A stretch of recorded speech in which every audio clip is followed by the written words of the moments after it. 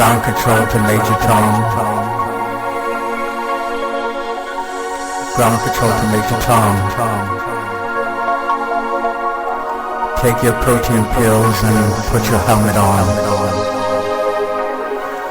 Ground control to Major Tom. Commencing countdown, engines on. 3.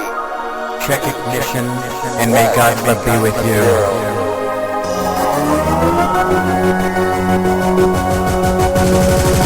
This is ground control to Major Tom. You really made it great. And the papers want to know who shot you where. Now it's time to leave the capsule if you dare. This is Major Tom, the ground control. I'm stepping through the door, and I'm floating in a most peculiar way. And the stars look very different today. Here am I sitting in a tin can, far above the world. Planet Earth is blue and there's nothing I can do.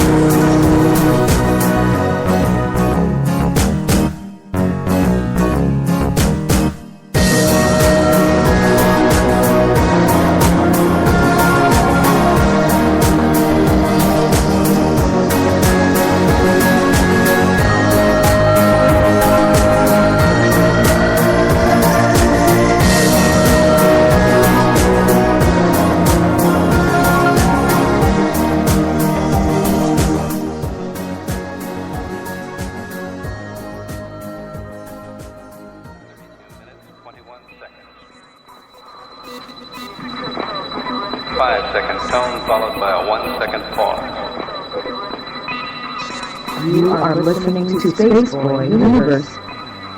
Okay, gang, let's go.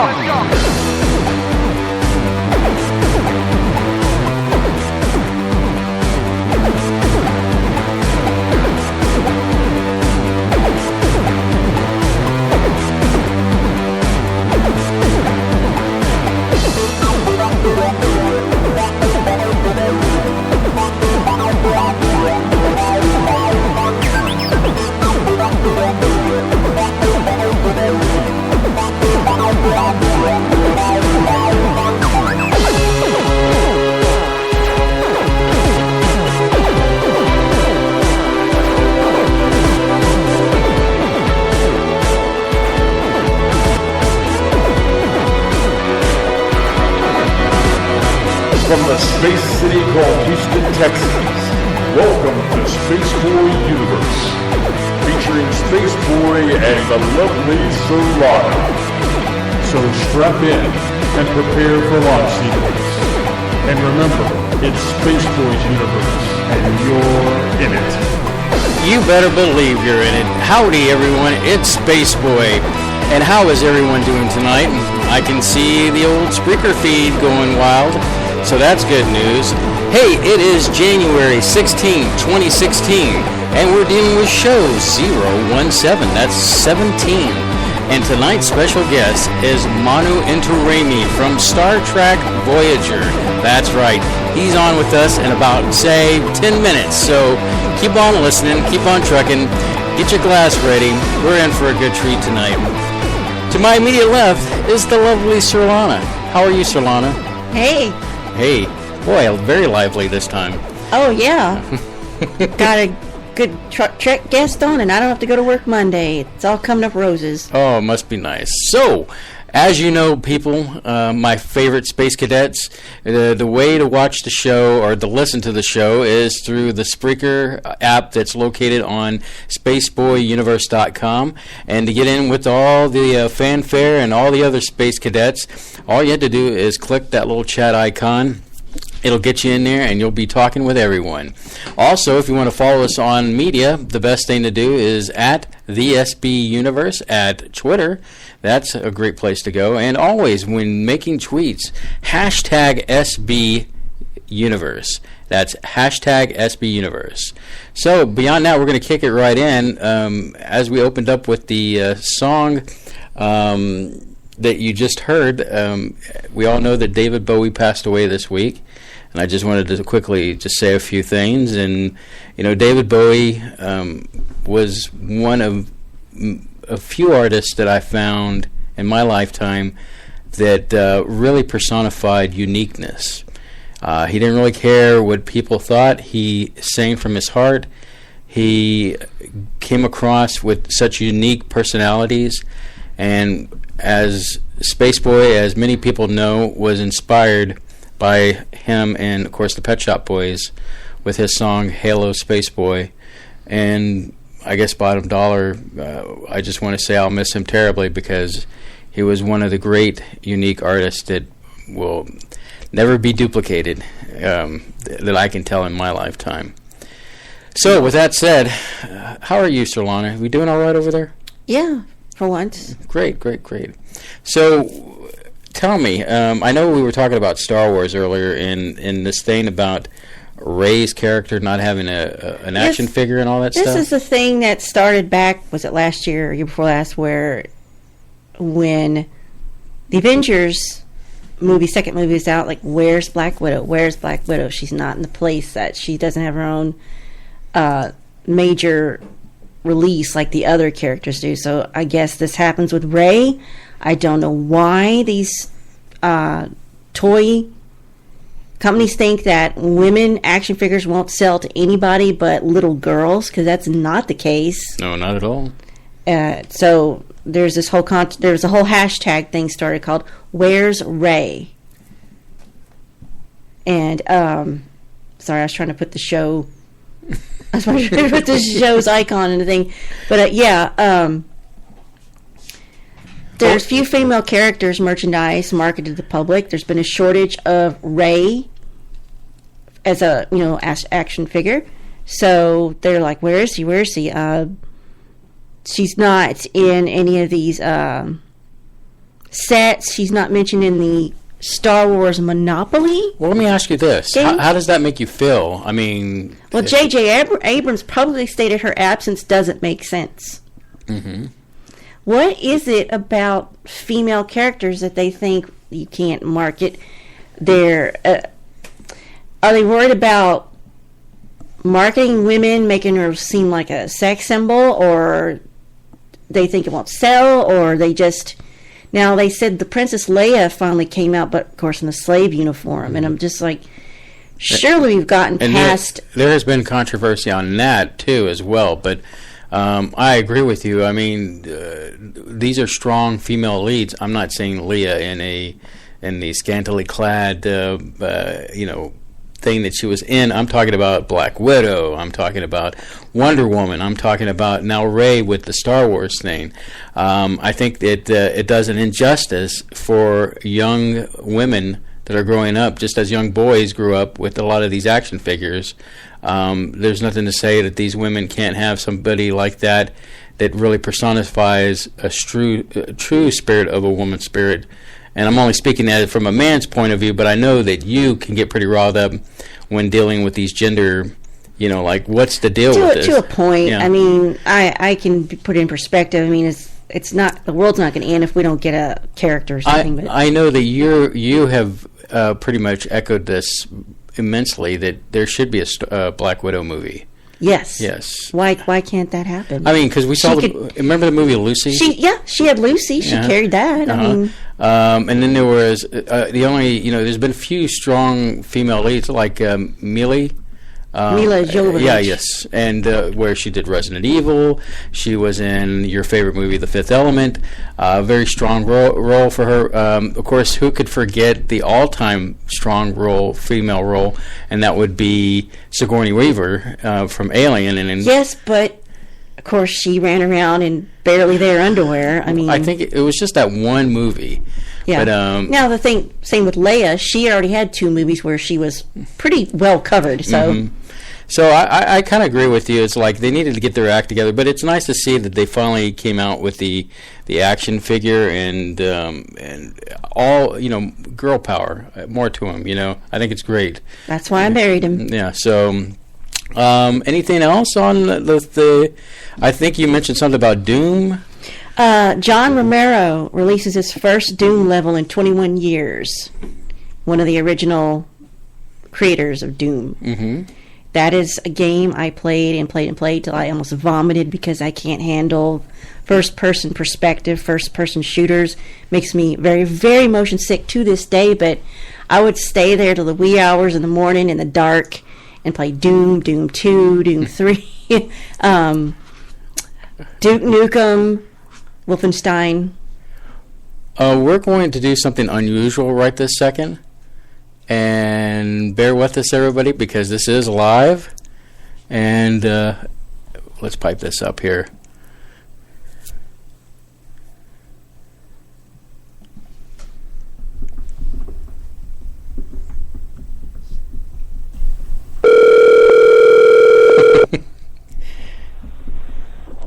Hello? Hello, Manu? Hi. Hey, how are you? We're live right now. How are you doing? I'm good. How are you guys? Doing excellent. We kind of ran a little bit long, but don't go anywhere. Everybody, let me read this out, and we'll go ahead and jump in with our interview. Manu Intiraymi is a television and theater actor best known as Icheb from the television series Star Trek Voyager. His work includes roles in Waiting for Godot, Marvin's Room, The Wizard of Oz. He's made his debut in the movie Senseless, which starred David Spade and Marlon Wayans. Other roles that he's been a part of include Whatever It Takes, Go, Orange County, Pearl Harbor, J. Edgar, and Eyeball Eddie. Manu has had roles and also lead roles in Fortress and Expired.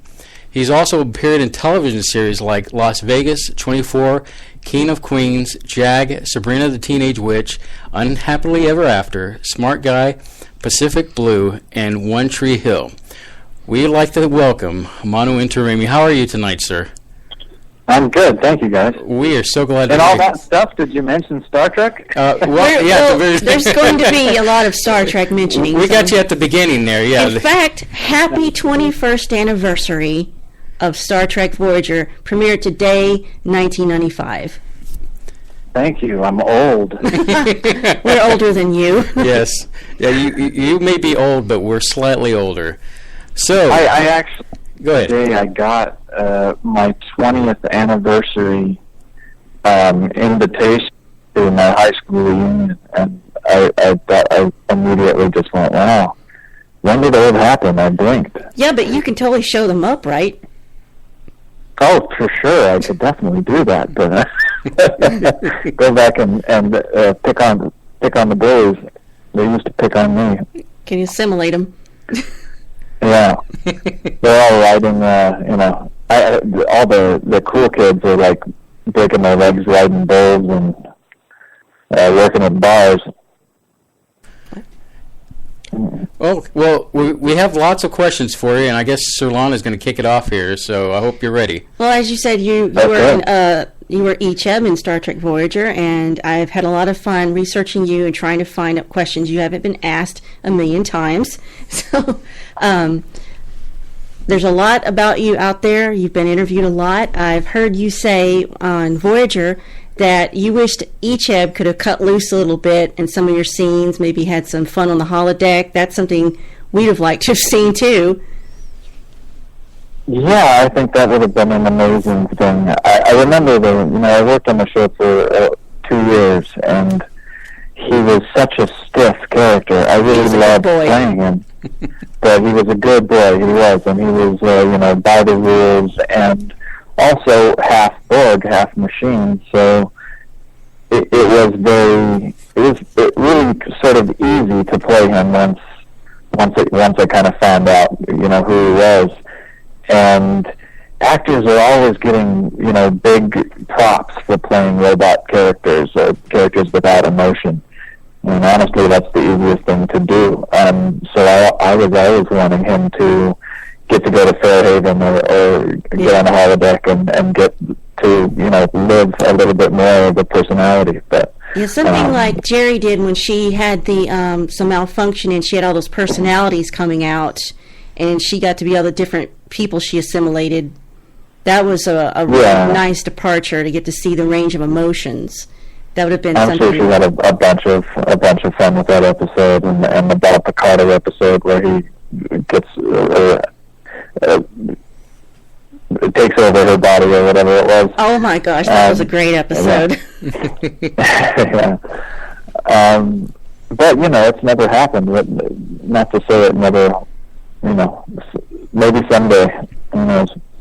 Well, I thought I found a clip that you mentioned in a previous interview where somebody has shipped you and Q Jr. there, and they've set it to Katy Perry's Teenage Dream. Isn't that a fantastic? I loved it. I love that episode because it's like you all got kind of close to being a bad boy in that episode because he was such a terrible influence, and I thought that was one of your better episodes as Icheb. I really enjoyed that one. The new Renegades film he's really gotten bad. In their future, he's become, an angry.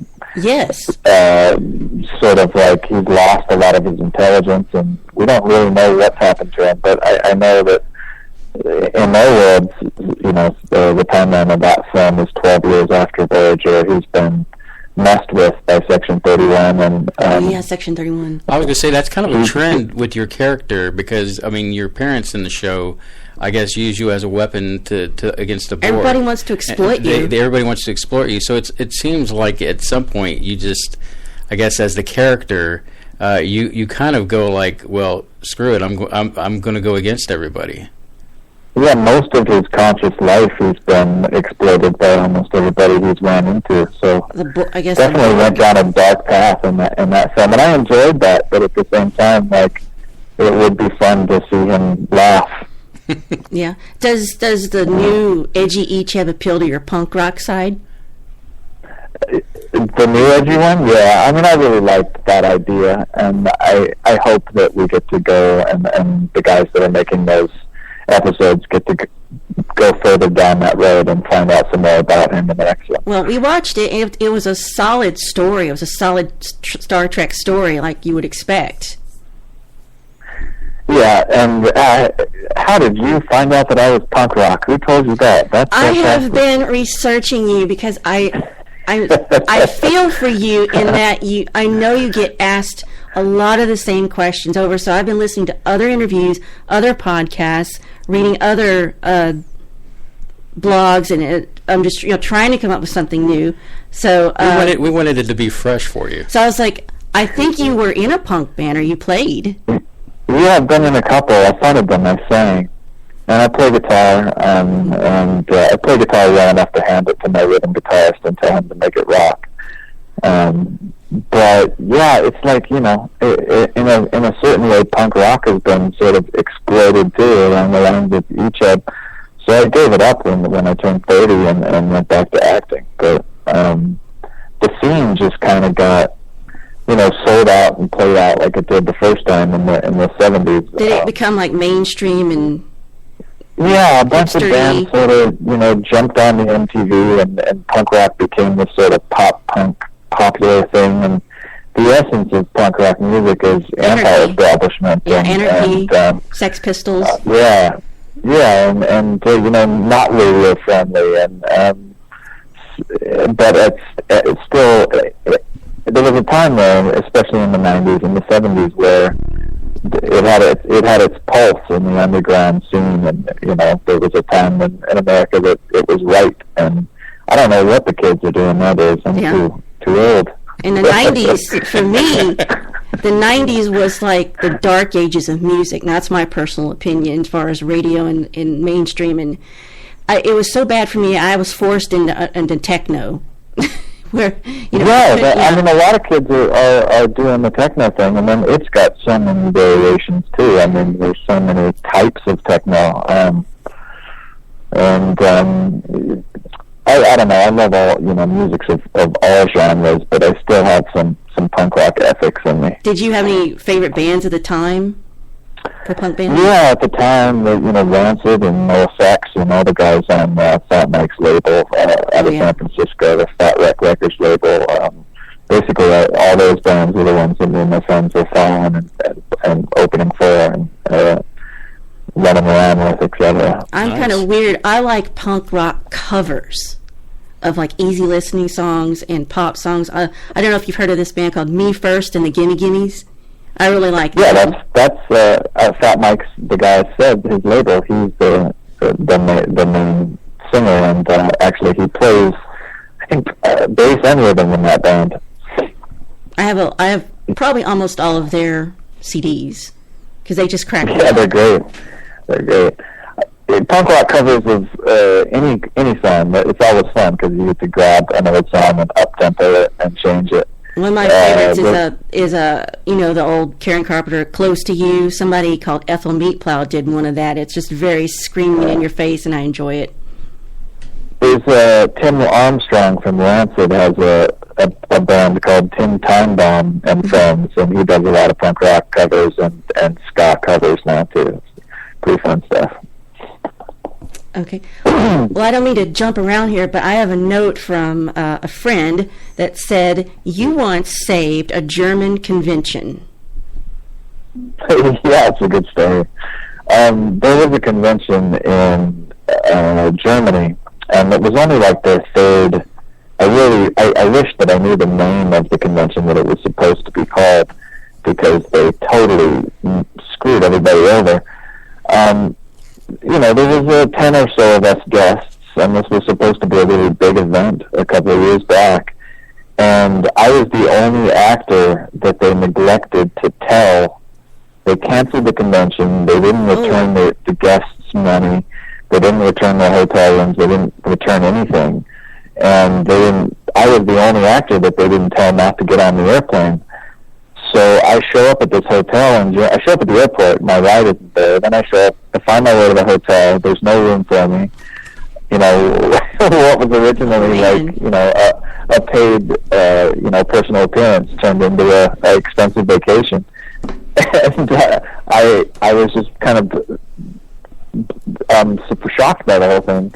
So I went on Facebook, and it turns out because the convention organizers didn't return anybody's tickets, a lot of the fans had shown up anyway and just, decided to spend the weekend in the city.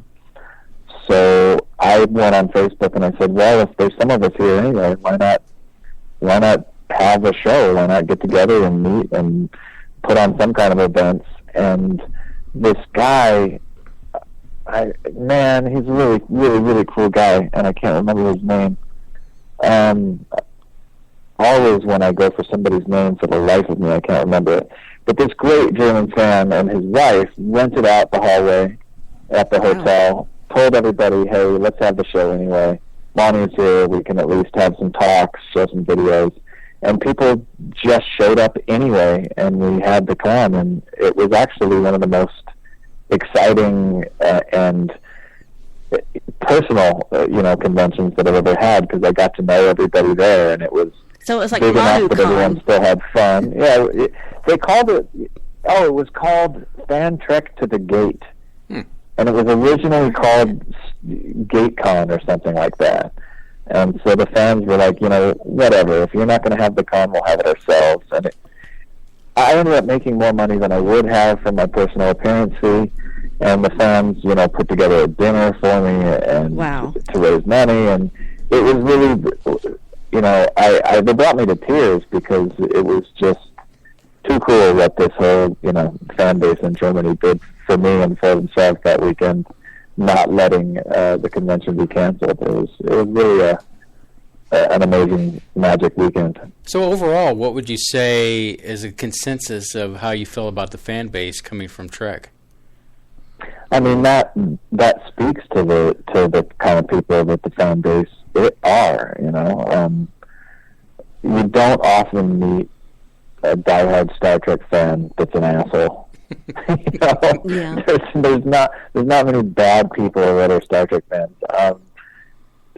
So I mean, I literally, I spent a little bit of time after I did my first talk that night, sitting in my room crying just because I was emotionally struck by,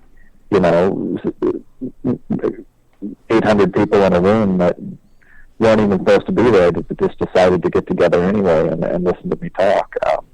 I was really shocked by it. It was empathy and love and all the things that we're supposed to be as human beings. On a good convention weekend, you get a lot of that, so it was really sweet. That's amazing. Well, you said previously in another interview that you connect better with fans at the smaller cons. Is this something that may have led you to the circuit, the Wrath of Con?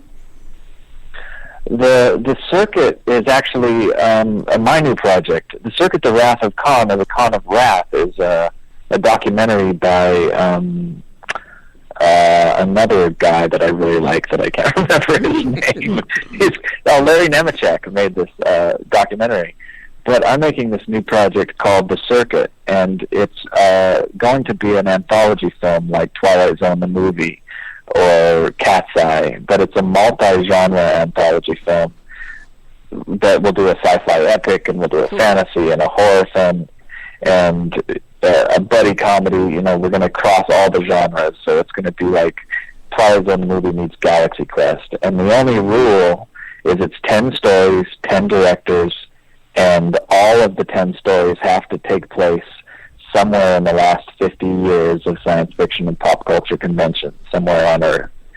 And I have a million actors signed on to this thing that you know and love from different shows like science fiction shows and superhero shows and fantasy shows and horror actors that you know and love. And we're launching the project next month, just as an ode to conventions and the convention phenomenon and what it is. And at the same time, we're celebrating, the genres of entertainment that we come together to celebrate. What's really cool about it is half of the stories will be absolute fiction, complete genre-based fiction, and half of the stories will be based on true events. And half of the stories will also be submitted by the fan base. And the whole idea is to create the most fan collaborative feature film in anthology film history, and that's what we're trying to do this year. I look forward to that. Yeah, it's going to be great. If anybody's interested in checking it out, we're just getting started. We have a ton of people attached, Robert Picardo and Ethan Phillips and Walter Koenig, and there's a million more names. I've got 25 people attached. I'll bore you with telling you everybody right now. But you can follow it at The Circuit Movie on Facebook or Twitter or Instagram. And we're just getting the word out. This is, I think, the first live show that I've mentioned it on. So join us for the party and join us early. Awesome. Hey, so let's go ahead and take a break. And when we come back, we'll talk a little bit more. And so just hang right there, Manu, and we'll blow through this break. And when we come back, more Manu Intiraymi. Stay tuned. Cool. I'm from another planet.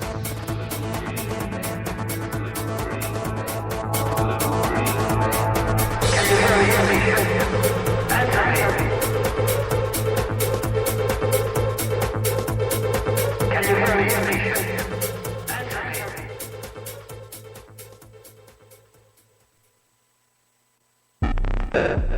me. You're listening to Spaceboy Universe. the #1 broadcast for robots. The epic battle begins this Friday. Direct from ringside at Laser's Death Melt. It's Bot vs. Bot in Galaxy's 2-ton weight championship, where your challenger, Good Bot, will face the reigning champion, Bad Bot. You're terminated. Reserve seating starting at $30. 2-drink minimum, where ladies don't get in free. This is an SBU production. You're listening to Spaceboy Universe. Hey, Surlana! What? If Spaceboy Universe was cheese, would you eat it? Come on now, it's a simple question. Maybe. SpaceboyUniverse.com.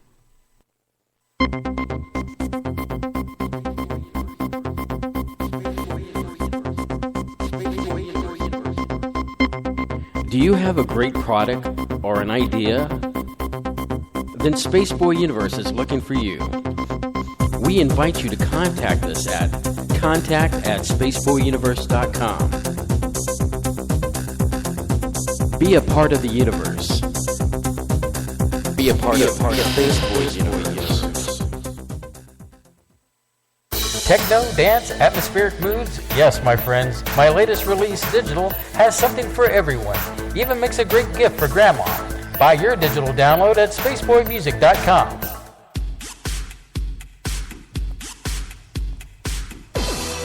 To call in, dial area code 713-701-5214. You are listening to Spaceboy Universe. Here are your hosts, Spaceboy and Surlana. All right. We're back. And our guest tonight is Manu Intiraymi. Let me tell you something, sir. We had quite fun with your name recently in preparation for the show. And unfortunately, you gave us an extra week to work on your name. 2 weeks of practice saying it. But how does it sound, Manu Intiraymi? Are we getting it great? I mean, You're getting it right, yeah. I'm glad you had an extra week. I can't tell you how many talk shows or interview shows I've done where people butcher it, and it's frustrating, so thank you for getting it right. Well, that's the nice thing about you're all over the internet. You're speaking, you introduce yourself, we just listen. And also, full disclosure, I took one of your interviews from Renegades, and when you're saying your name, and then I taped it, tape is so old school, I recorded it on my iPhone so I could play it back later, and in true fashion in acting, just over and over, but I'm glad I finally got it right. What he did was, he got it down, and he would wait, and he'd come around the corner and scream, Intiraymi! I would pass out, and when I came to you, it's the first thing I remembered.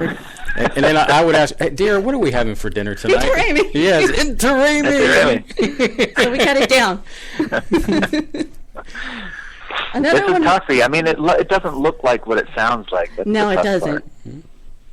And it's been sort of a hurdle for me, I think, trying to be an actor and a producer, because people think that when they see it on the page, they're like, wait a second, I wanted to see a white actor for this part, because it looks like an Indian name. Mm-hmm. In fact, I'll share a story with you that's pretty funny. You remember back in the day, about 10 years ago, they were giving out phone cards left and right and trying to get you to get a phone card, like a credit card. Right. Some company sent me a credit card / phone card in the mail, and somebody stole it, and they made like $11,000 worth of phone calls on it to India. Yeah, and they called India. So I called the company, and I was like, I don't have any friends in India. I would never call India. I don't know anybody in India. And they were like, yeah, right, Manu Intiraymi. I'm sure you don't. And it was horrible. I had to fight this fraud case for like 2 years not to pay these people. Man. Because the fraud company wouldn't believe it, just with the nature of my name. So it was pretty goofy. That's crazy. A lot of stars. How long have you guys? Do I know? How long have you guys been doing the show? Well, we started back in September 28 was our first show, and we've been kind of rocking it every Saturday night, and just kind of building upon it and getting better at it, and building the fan base. Kind of like just letting the snowball go down the hill. It's a slow burn. It's a slow burn, but we're getting some positive results. Yeah. No, I dig the name too. It's a good name. Oh. I hope you guys keep rocking it. Keep rocking the boat. Not our real names, of course, but Well, in other disclosure, Spaceboy is actually my band name. I am a musician first. He is the band, and I am the band. Yeah, as she'll tell you. I started off with Spaceboy Music, and that's kind of like where I started with on Twitter. But yeah, spaceboymusic.com is I've done. I guess I'm working on my 18th album right now, and I do a lot of electronic. And this new album I'm doing is going to be more guitar based. And I used to be his only fan. Now he has at least 10. Hey, maybe you can help us. There's for the circuit campaign. Absolutely, anything for you to get the word out about this and get people excited about what we're doing this year. We need to we need to shoot a bunch of fun campaign videos with all of our actors. Mm-hmm. And I thought one of the fun things would do a dance off and have Robert Beltran and me and Gigi Edgley and a bunch of the other cast just dancing to some great sort of non-lyric music. That's mostly it's got non-lyric music. Yeah, it's mostly non. Yeah. Yeah. Yeah, and like for every sort of plateau that we reach on the fundraising, we'll give you a new dance from one of our cast.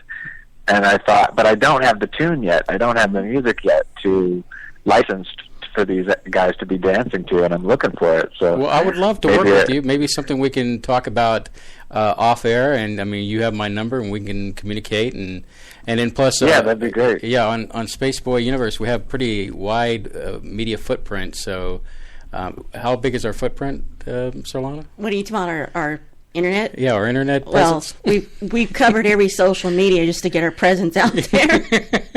Yeah, that's why we say it's a big universe, and you're in it.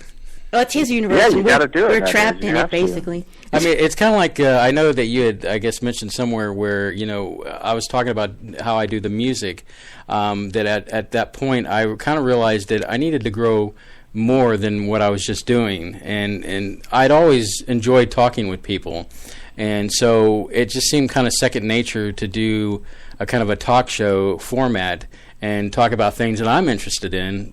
I hear everybody else is interested, so I wanted to do something where I could talk about, hey, I'm interested in this and that. And not only that, I brought my wife into this project. And dragged me into it. I'm still trying to figure out how to get out of it. But we make a good dynamic duo. And it's called marital angst. That's apparently people find that amusing. So, but yeah, I mean, has that been a situation where I guess you did the acting and then you went into music and came back to acting, and some of the things that we've heard about you're producing. Well, you had said, Manu, that there's no longevity in acting unless you make your own projects to grow as an actor. Yeah, it's totally true. I mean, every A-list actor out there is producing their own work and sometimes even writing their own work or paying to have it written. I started producing, and I've made 2 feature films now, Benjamin Troubles and Fifth Passenger. And Fifth Passenger is a sci-fi epic with me and Tim Russ, Tim Russ, Armin Shimmerman, Marina Sirtis, and Doug Jones. And it's in the edit. We're still getting the visual effects, and it should be out this year sometime. I'm looking forward to that. Yeah, we saw the preview to that. It looks really awesome. I saw a preview to a lot of your stuff, and I wanted to see, where can I see this? Where can I see this? Yeah, well, Benjamin Troubles is out on the festival circuit now, so we're trying to find a distributor to get it out to the major markets. Your magical pants. Yeah, it's going to be in Garden City. It's going to be in New Jersey next month and Sedona next month.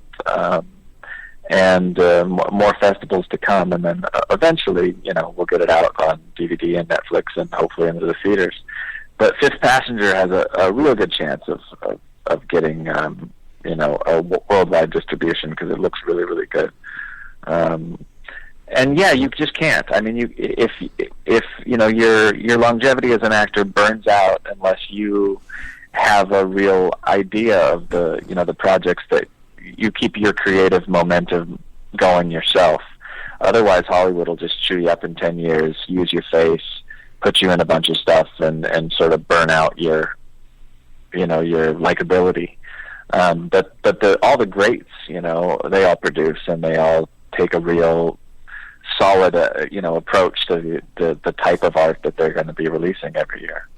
Well, you had mentioned that in another interview. You said, I don't know, maybe you've changed your mind since then, that the future of independent film is dead. Did I say that? I thought I saw you say that. Now, it was one of your more upbeat interviews. I must have been angry that day. Okay. I think you may have had blue hair at the time, so... Yeah, possibly. I think that in a certain way it is, but only because it's not dead. It's up against the ropes. Okay. And it's getting punched in the gut, and it's fighting. But, the studios were really smart about it. 10 years ago, 15 years ago, when independent film started, it was just a few guys. It was Robert Rodriguez and Jim Jarmusch, and a few guys were making really high-quality films. And it became a real fad. People caught on to it, and if you remember, there was a lot of indie film cinemas that you could go to see indie film at. Mm-hmm. And when the studios saw how much money these independent films were making, these truly independent films, they all, like Fox and NBC and Universal, they all established mini companies within themselves to produce what they called independent film. But they were producing movies in the $5 to $20 million area and calling that independent movies. And they sort of took over the market.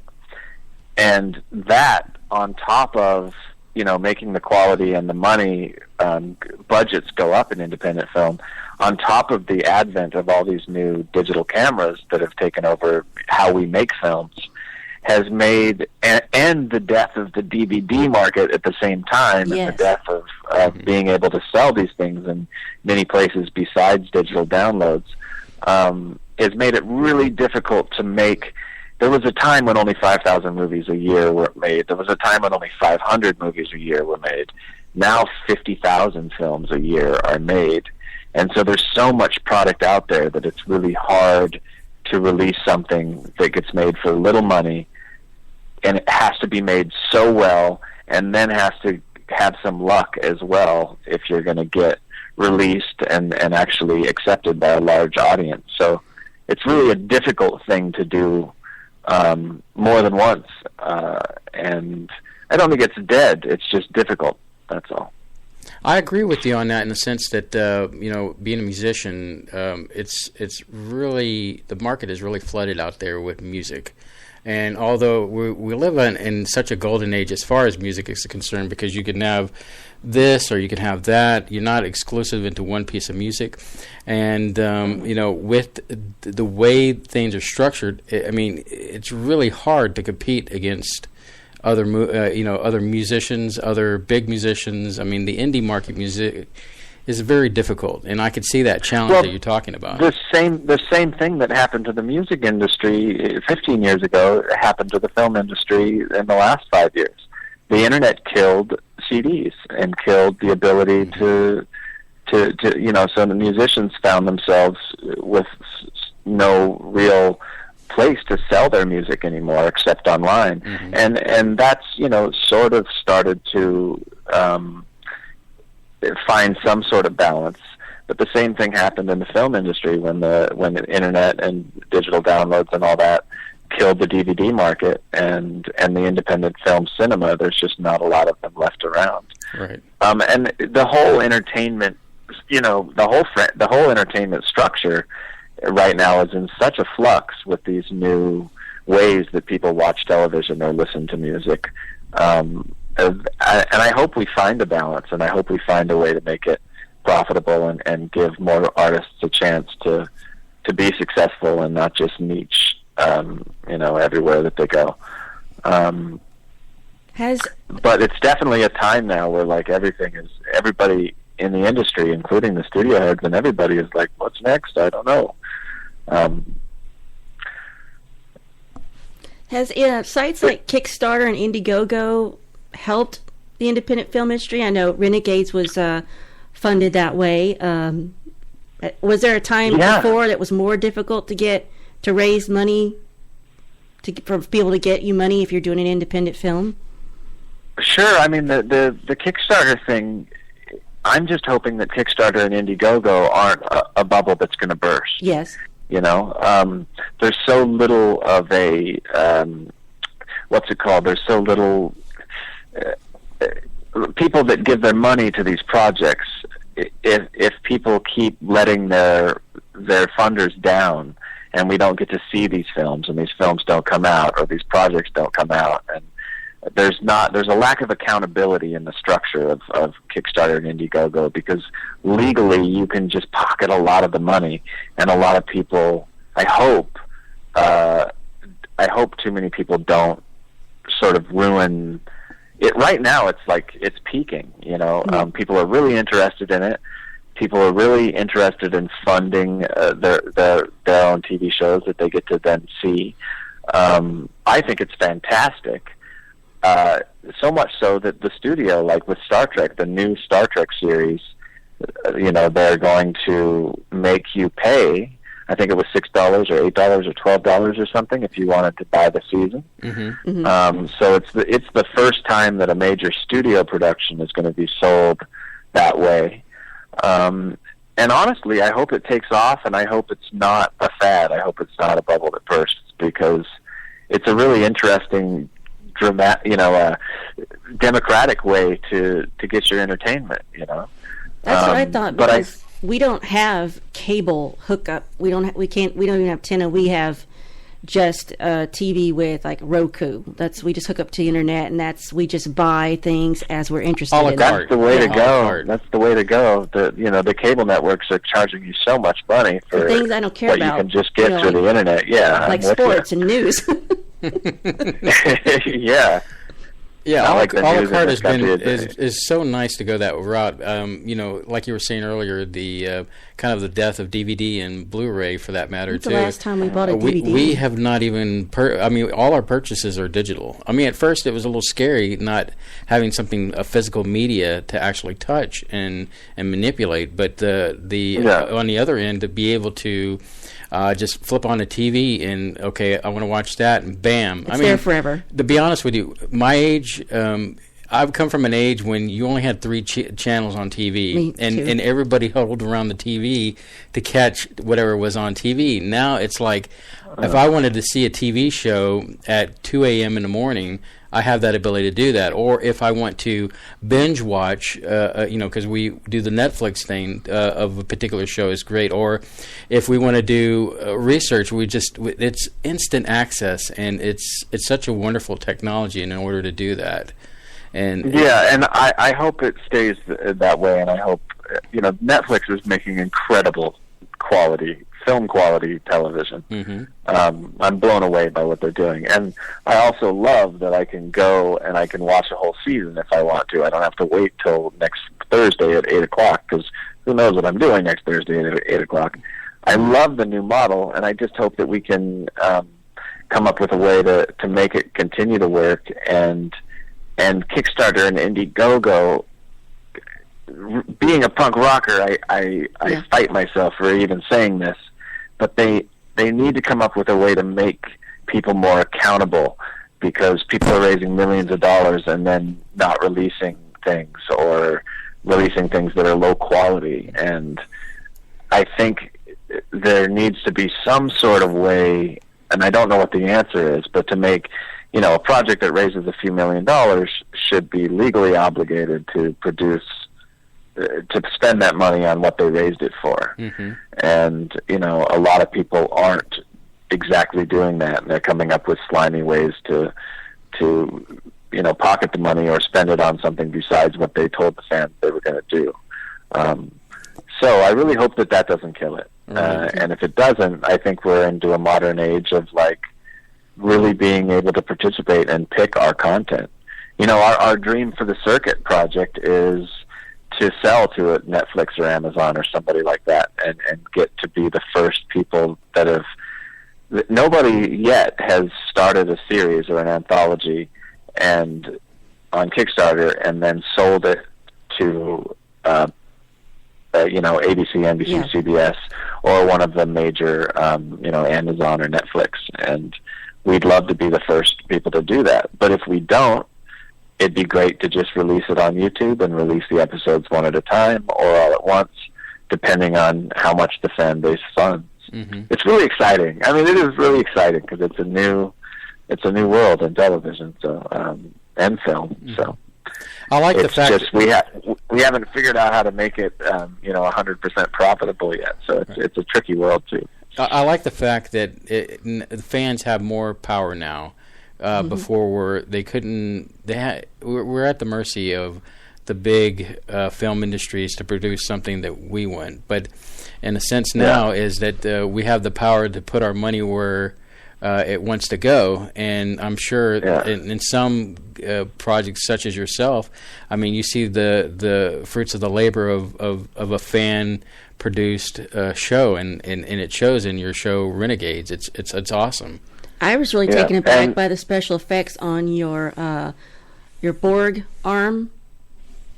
Yeah, they did a great job. And you know what the story behind all those special effects?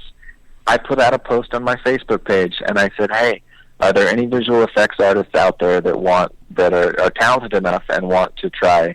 And I explained, that I needed visual effects done for Icheb's new morphing ability. That's so cool. This one guy just wrote, hey, I'm a visual effects artist. I'd love to give it a shot. And we gave him a shot, and he produced an amazing, amazing work for us in that. Because that whole movie, I'm just running around with my skinny white arm out and little green dots on it. It was like a Swiss Army knife of a Borg arm weapon, Yeah. And I felt really, really goofy shooting it all because I'm just holding out my skinny, freckle-covered arm like a weapon. But he made it great. And, that's what's neat about this collaboration of the crowdfunding and the collaboration of the fans helping us make the product. I liked it. You had like a force field and a blade, and just whip something out. I thought for sure somebody was going to hand you a can. Can you open this up? And the effects were. Like Surlana's saying, they were really awesome. They were.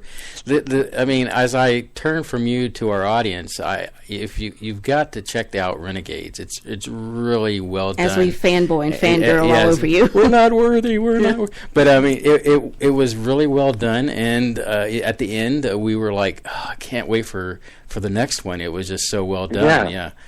Give it a watch, and if you think that was good, just wait till you see Fifth Passenger. I'm so amazed by what we've accomplished with that film. And the fans started that film, and we raised a little over $100,000 on Kickstarter and Indiegogo to get that made.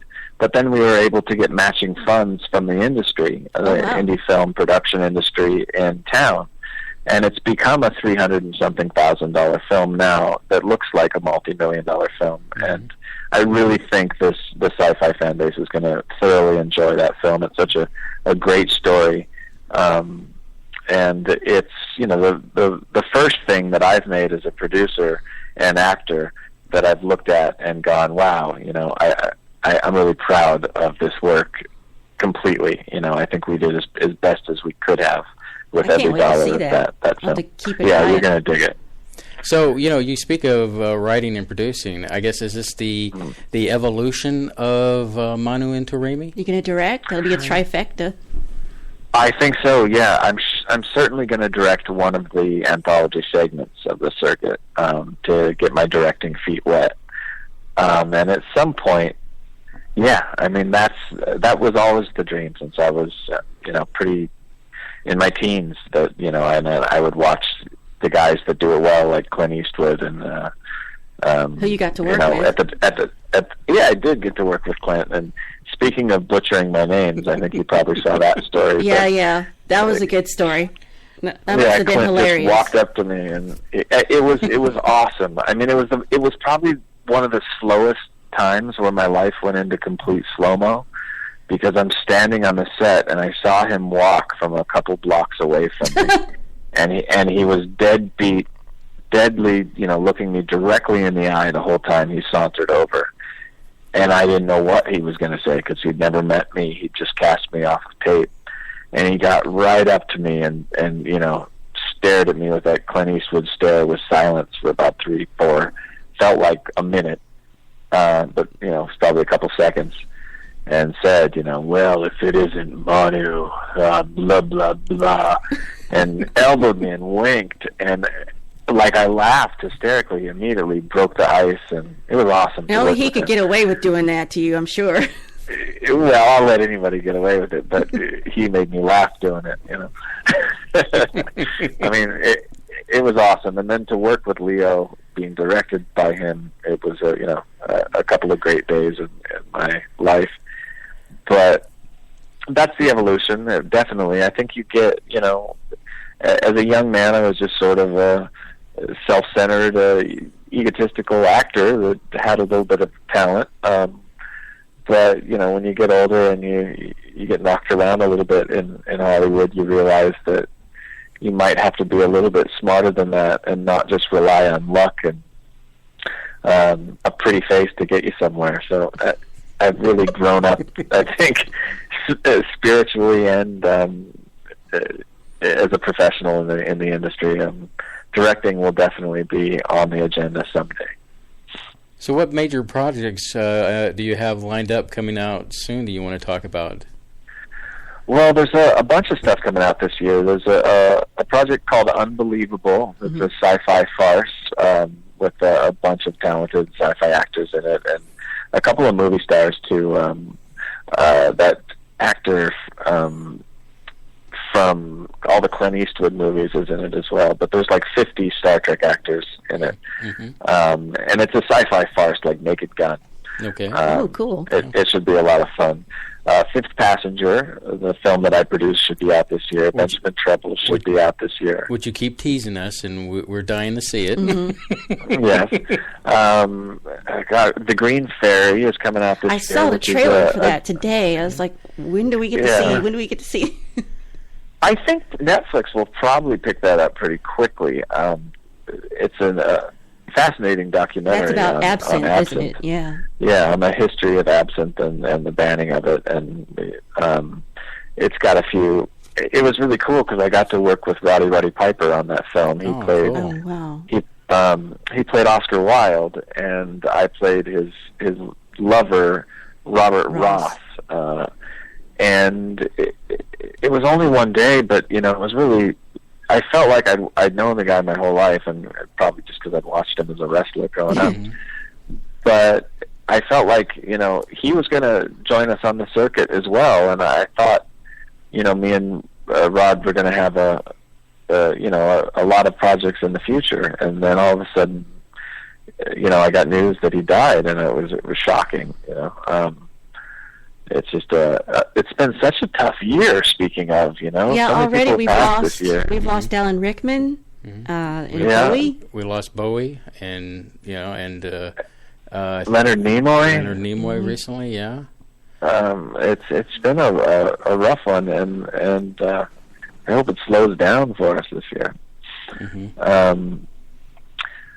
I kind of just got lost in the babble. I forgot what question I was answering. But what's coming up? Stuff that's coming out. That you're in. Yeah. What else? And the circuit is definitely what I'm going to be most focused on this year. But I also have a pilot that's making the rounds called Table Manners. About four. It's about these four crazy men, and not crazy, but people with mental disabilities. One guy's got bipolar, another guy is got one of the guys is autistic. I play someone with severe OCD. I haven't touched anyone physically for 20 years of life, and they live in this home, and it's about this new young 20-something nurse that gets the job of watching over us, and it's a look at who's really more crazy, the guys in the crazy home or everybody living outside. And it's a really, really cute pilot, and I'm crossing my fingers that it gets picked up by one of the networks, and then I'll be back on TV later this year too. But so there's a lot of stuff coming up, just crossing my fingers that it all comes out soon. Well, we'll be looking forward to a lot of that. Now, I found something that I had not heard or seen before, so maybe you could explain what this is. I found a trailer or something on Funny or Die called Expired, and it looked really insane, but I couldn't tell what it was about. wow, I'm glad that that's up. I just made this really kind of, I did a movie called Fortress, and it was a World War II film, and the sound designer on that film and the DP decided to make this crazy little movie about this drug-addicted meter maid. He's not really even a meter maid. He's just a drug addict that pretends like he's a meter maid. I couldn't figure out if you were a zombie or you're just really tired. He's just wasted and lost in life. And it's just a short film. But I didn't even know it was out there yet. I went 9 pages deep on Google on you. That's fantastic. After YouTube. I'm glad there's 9 pages. There was more, but it starts to thin out, and you actually get the Incan Festival you're named after. It starts to talk about that, and, Yeah. That's the festival that they named me after the god that festival is named after. And there's a few other things that people will be mad at me for if I don't mention them. A film called Promises is a really sweet little indie film out of Dallas, Texas that I did is coming, and there's a Western called Six Gun Savior that should be along soon, too. Yeah, look that up, and I didn't see anything but the website on that, so I was going to keep my eye on that one. And I also have listed something called Dark River, Driving by Braille, Pieces, Abstraction. Driving by Braille has been out for a long time. Okay. Dark River is another film that I'm producing with Bob Picardo and Ethan Phillips are signed on so far, and we have some of the financing. We hope to shoot that this year as well. I love Bob Picardo. Yeah, me too. He's a fantastic actor and a great personality. I actually, to get Bob and Ethan signed on to do the circuit, I had to write their episode because they weren't just going to let me sign them on without seeing what they were going to do. And their episode is hilarious, and it's such a good idea, so I'm not going to tell you what the plot is, but it's fantastic. So I was really lucky to get him signed on. He was originally supposed to be in Fifth Passenger, too, but he had to bow out for other commitments, and so Armin Shimmerman took over his role and did a fantastic job. I liked seeing him in Renegades. That was kind of unexpected to see him. I was like, there he is!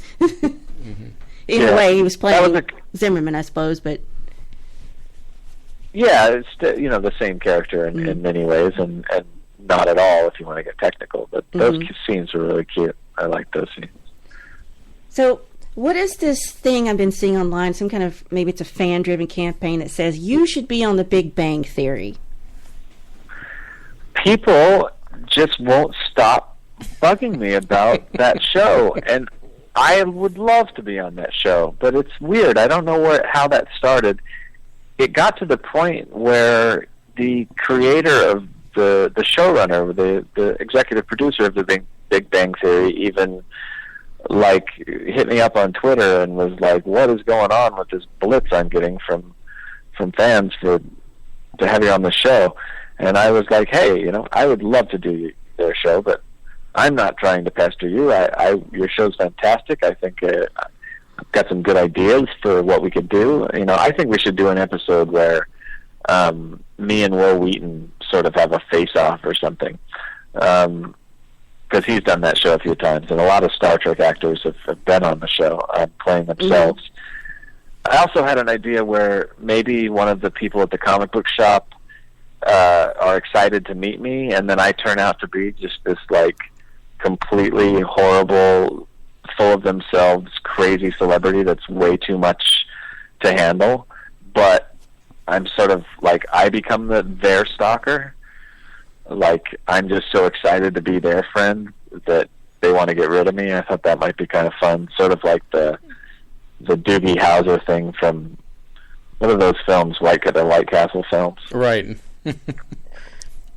I liked it when they had the Star Wars episode where they go see The Force Awakens, and then Wheaton shows up in his outfit. I figured, people are always telling me that I'm Voyager's Will Wheaton, and no. I get that a lot. But so, and I met Will on a Star Trek cruise we did a number of years ago in Hawaii, and I don't know, I think that would be a fun episode to bring those two guys on at the same time.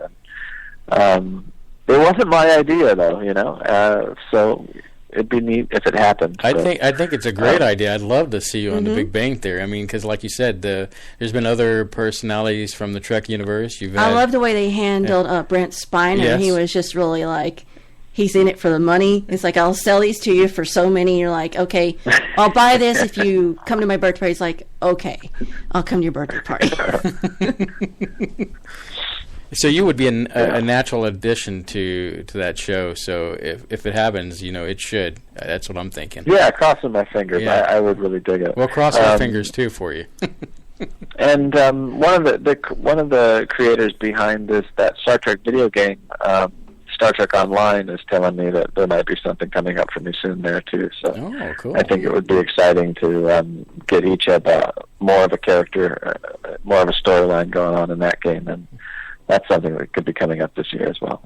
Well, we were sitting around wondering what else we would have liked to have seen you in, and we were brainstorming, and we were thinking, we think you could have played Jesse Pinkman on Breaking Bad.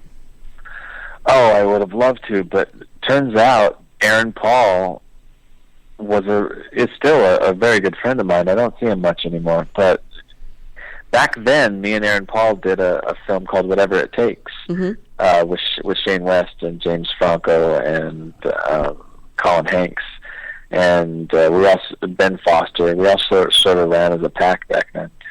So I was certainly not mad when Aaron got it, because he was great in the role, and he deserved the break. So. I would have loved to have played that role, and I think I would have played it really well. But Aaron certainly did a Emmy-winning job of it, so it's okay with me. But that's weird. Lately, I don't know what it is. I tend to play. Back in the Star Trek days, I would play geeks and sweet characters, and as I've gotten older, I'm playing a lot of criminals and a lot of edgy. If I'm playing even a hero, he's got some sort of an edge to him, or some sort of a demon he's battling, whether it's alcoholism or just some sort of an edge to getting older. Well, I noticed that chip on his shoulder. I noticed that one clip I saw you in One Tree Hill. You looked kind of creepy in that one too. I mean, that character was just vicious. There was no redeemable quality about him whatsoever. He was a bad person. Billy was his name, and he was a kidnapper, drug dealer, woman beating, just terrible individual. And it was fun to go there, but in some sense you leave the set feeling dirty after you go to those dark places. So luckily I wasn't on the show for more than that season, and that season was a shortened season. So I heard that you thought maybe comedy would be your acting future.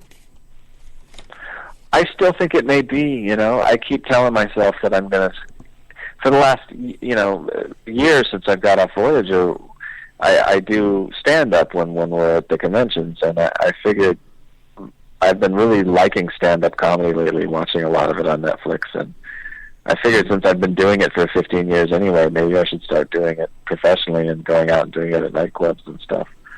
Well, that's interesting. I used to love and I've always had a stand-up. knack for it. I'm the type of guy that was like a really good comedian at heart and wanted to be known as a dramatic actor, and so I've spent so much time trying to go away from what I'm more naturally suited towards, and I'm about to give up and just say, all right, let's do some comedy.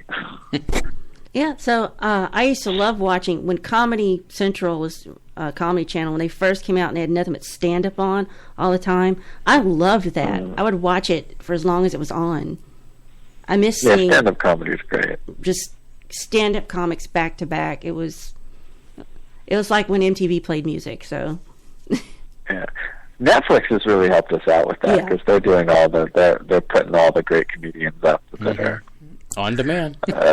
Yeah, I really enjoyed I watched Bill Burr's special recently. I thought that was hilarious. He's pretty edgy. I can't. I like it when he He's goes way on, edgy. Yeah. I like it when he goes on the talk shows and plus, he's got that new animated show, F is for Family. Oh, you've watched that? Yeah, I've watched a couple of episodes of that, and it's definitely him. It's edgy. Mm-hmm. Yeah, I tried to. I felt like that F is for Family show took away what was funny about him.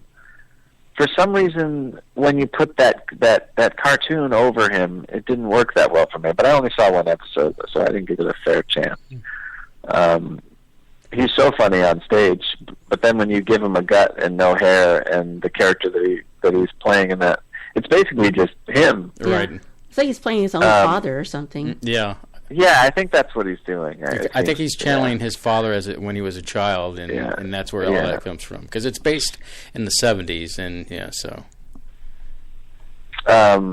There's a great special on Netflix recently, too. I can't remember the guy's name, but American Ham, it was called. He was one of the actors from Parks and Recreation. Offerman? No. Yeah, Nick Offerman. That was hilarious. Yeah. I think that was great.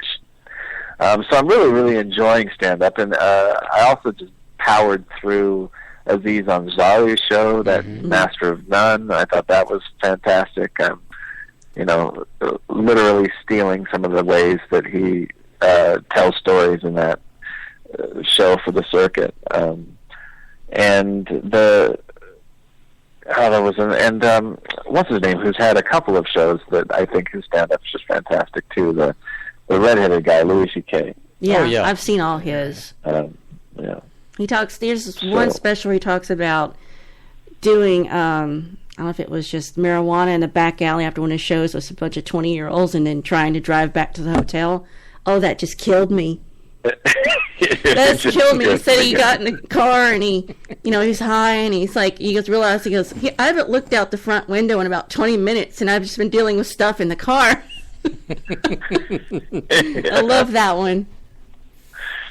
He's phenomenal. I think one of the most talented guys out there at the moment. But it's really calling to me, and my whole life I've done it at the conventions. But that's how I first knew you were funny. Is I saw you at one of the first hits I got on YouTube was at the Space City Con here in 2013 when the first thing you said was absolutely hysterical, and I'm like, oh well, I think he's got a future in comedy if that's what he wants. I really should. It's time to wave the white flag and start doing it. I play a comedic role in Unbelievable, and Benjamin Troubles is a pretty funny movie too. So we're starting to lean that direction. What do you think about improv comedy? Just curious. I love it, and I've been trained in it too. I was improv comedy Olympics guy for a long time. So I used to travel when I was young. In my young 20s, I did improv shows up and down the Northwest, all the way from Washington, all the way down to San Diego. I did a lot of that stuff, so I love it. My brother was in comedy sports in Colorado a long time ago, so he was involved in some improv comedy. I love watching improv live, and I used to love Whose Line Is It Anyway? Yeah, that's great. And there's a great troupe here in L.A. called the Upright Citizens Brigade. Oh, and yes. Just 4 blocks down the street from them. So I'm thinking about going down there and seeing if I can tear it up in their school, too. Well, Manu, but there's only so much time for so much, Yeah. So it's tough to do it all at the same time. Don't let it take too much time away from Star Trek Renegades. Yeah. Well, it won't, because I don't produce that one, so I'm just an actor in that. So if they call me, the truth is I don't even know if I'm going to be in part 2. No one's called me yet. So we'll make a phone call, make sure. We will start a campaign right tomorrow, making sure you're in that next episode. And the last thing I wanted to ask you about was your FBA Collective. Yeah, FBA Collective is. Basically, it's a dead site now. Me and my ex-girlfriend started that site. Well, I wasn't going to say anything about that, but yeah. Well, unfortunately, I can't even post on there anymore. It was a site where I showed people my paintings, and I'm still a voracious painter. I love painting, but I that site is not where I'm going to show my work anymore. Mostly, I've just been showing it on Instagram and Facebook, and it's sort of taken, even though I'm painting a lot for fun, it's sort of taken a back burner these days to the movie stuff. Well, we would like to see that at some point. I guess we'll have to look on Facebook get on Facebook and Instagram and all that good stuff.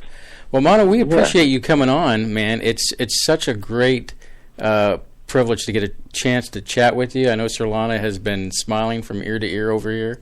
And is there anything you want to plug as far as before, like where people can get a hold of you? Anything special like that?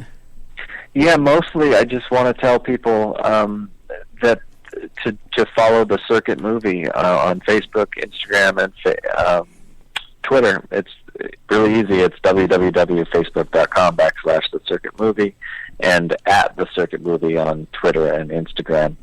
And what's going to be fun about that project is we're going to film all the behind-the-scenes footage of basically from right where we are now all the way up until production and shooting. And we really want to make the most fan collaborative film in feature film history. We want the fan submissions.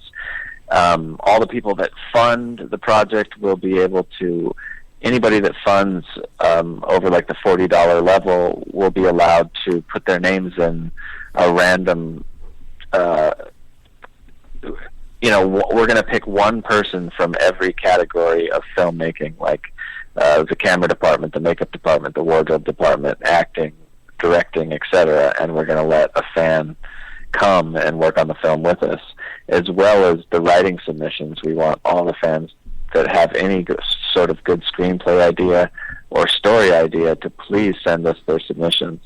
And that will be coming up in this next month.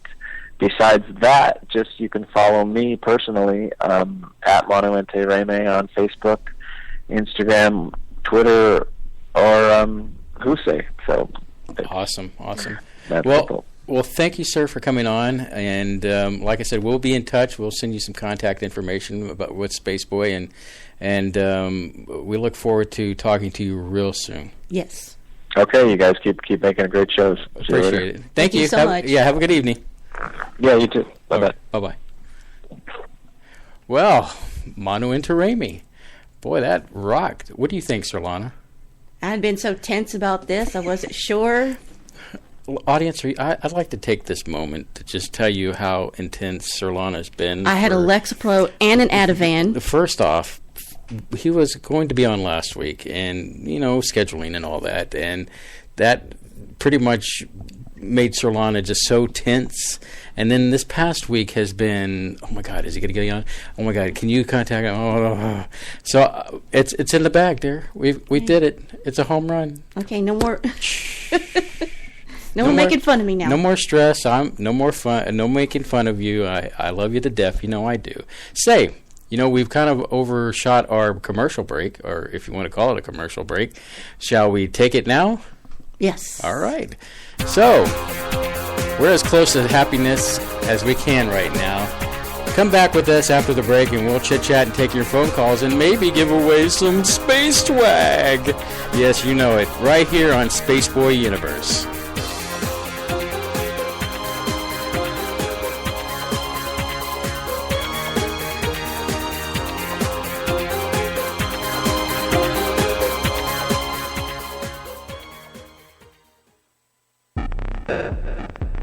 You're listening to Spaceboy Universe, the #1 broadcast for robots.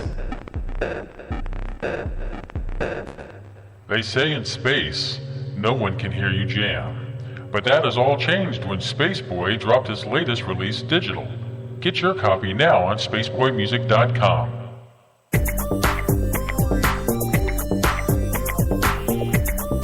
To call in, dial area code 713-701-5214. You are listening to Spaceboy Universe. Here are your hosts, Spaceboy and Surlana. Yes, it is Spaceboy, and I'm grooving to a little Spaceboy music. Speaking of which, you can get Spaceboy music at spaceboymusic.com. Now I've got that out of the way. There are more space operas out there other than Star Wars and Star Trek. There are? Yes, that I highly recommend that you should check out. There's the going down the list. You have Battlestar Galactica, the new one, and I do like the old one, to be honest with you. But how is that a space opera? Is it it's because it's dramatic? It's dramatic. There's nobody singing. I mean, no, it's not necessarily like that. However, it's interesting you bring that up because Fifth Element is on my list. Which there is singing in that. There is singing, sort of, in that. And it's an opera. Yes, so I dig that one. Another one would be our favorite on how we kind of met together, Red Dwarf. Red Dwarf. Oh gosh, love me some Red Dwarf. Mm-hmm. Yeah, but only the first 5 seasons. For all those smegheads out there, Red Dwarf. The next one after that, and this next one, I have to say, I really didn't quite get into it. I'm sure if it ever got to somewhere where I could binge watch it again, I would. Babylon 5. I don't know anything about that. Yeah, it's about think the UN in space, and they're all on this one space station thing. Oh yeah, I mean I've heard of it. I just never. So I never got into that. The next one would be kind of our favorite for different reasons, Starship Troopers. Well, I only like that under one circumstance. Go ahead and tell us. And they just rebroadcast it 2 days ago for Riff Tracks Live, Starship Troopers. You liked it because they riffed it, but that was hysterical. I liked it either way. When they made fun of it, it was even that much more enjoyable. Well, now I understand it because I went back and researched it. Now I understand what it's about and why it's the way it is. So, do you want to know more? So our next one would be Lost in Space, the old series or the original series, and the new one that came out. A lot of people didn't like the new updated version of Lost in Space that hit theaters. I liked it because what was it? Was it Gary Oldman that played Dr. Smith? I believe so, wasn't it? Yes, I think it was. And what? And the new Lost in Space. Oh, honey, I wouldn't know Space about Cadets, that. if you're listening, who it. played the new version of Dr. Smith in Lost in Space? Come on, somebody's got to know that. One. The new one. Newest one. Come on, give it to me. Come on, everybody's just snoozing out there. Well, we'll go on to the next one. The next one you like a lot, and it's got some interesting bug news coming on, and that's called Galaxy Quest. Yes, it's coming to Amazon near on you. demand near you. That's going to be interesting. It'll be interesting how they take that. One of Alan Rickman's fun roles that I enjoyed him with. Gary Oldman, thank you for that. David Cruz, give the man a star. He wants a shirt, actually. I know he does. I'm going to make him earn it, though. What, you don't think that's earning it? He's earned it. Just give us a little more, and you can get there. You heard her, Dave. It's not me. It's her. A little more. You have to perform for her now. So now he's got stuff started. Now they all want one. Thanks, Dave. So our next one on the list is Dune. Dune or Dune. Dune. Dune. The spice is the life. I know about Dune, but I've never actually sat down and watched it because it seems like it's long. It is very long, and it can put you to sleep. And but is that where Sting's in it? He's got like electric eyeballs or something. Yeah, well, that's when they do the spice, and his eyes turn to blue. So it's the spice, like the spice is the life. Well, no, it's not puff puff pass or white lines. Okay, we don't want to pay for that song. The next one after that is Andromeda. What was it? Kevin Sorbo was that one? He was the captain, and somehow he gets frozen somehow, and then he gets to the future, and it's like Star Trek, but then somehow the whole Federation goes dead, and he has to bring the Federation back. That kind of thing. Let's see here. What's next on my list here? I don't know how Barbarella got on my list, but must be purely hormones. Well, I guess so, but I guess I'm going to move on. That is where the band Duran Duran got their name. Yes, it is exactly. Of course, we all know that, sure. That is one. Give yourself a star for that one. Firefly Serenity. Now, I saw the movie. I saw the movie too. Didn't we see that together? Yeah, one of those things you dragged me to it. But I paid for the goodies, right? That's the deal. That's the deal. So, you did get goodies out of it. Maybe you didn't get an icy, which you're overdue for one. And then, of course, the series Firefly. I enjoyed it. It only lasted one season, and then it was... But, it ran on, I think it ran on CBS. So, you know, sci-fis have a terrible... CBS, I'm thinking, or it could have been Fox. Because Fox is notorious about, like, you know, shooting down, you know, shows like that. Then you have, let's see here, Farscape, which I know you haven't seen, but I've seen. I've seen you watch it. Is that close enough? I guess. You know, I would walk by and you'd be watching it. Right. But I liked it a lot. I ended up buying, you know, they didn't have the other, you know, like spin-off miniseries movies after the show ended. And I bought those to watch, and I enjoyed it. There was rumors that there was going to be another Farscape movie, but haven't seen anything from that. Next we go to, I know you like this, Stargate.